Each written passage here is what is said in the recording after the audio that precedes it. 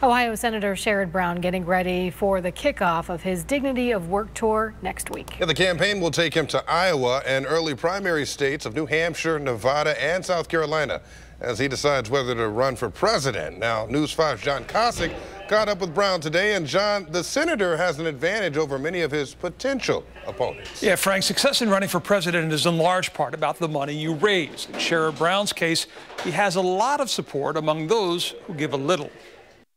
Before showing up at this Dr. Martin Luther King service project in Cleveland, Ohio Senator Sherrod Brown was approached by someone he didn't know. An older woman said to me, "Oh, I'm one of your contributors, Senator." Brown's failure to recognize her is forgivable, and that he had 40,000 contributors in the final quarter of last year's campaign alone. My average contribution for my 2018 race was $43. It's something the Wall Street Journal pointed out that will be used as a gauge by Democrats of overall fundraising success this time around, and it's something the Journal found among Brown's fellow Senate Democrats either running for president or expected to run was on a par with Bernie Sanders and trailed only Elizabeth Warren.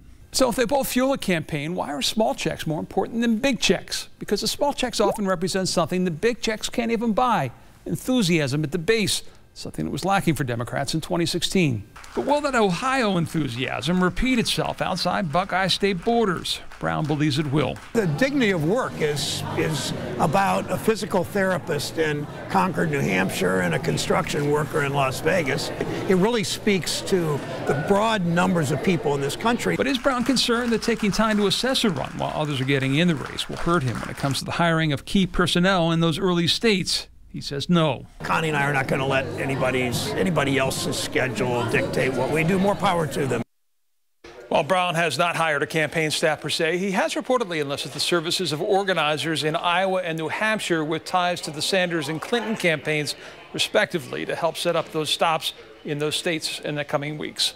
Live in the newsroom, John Kosick, News 5.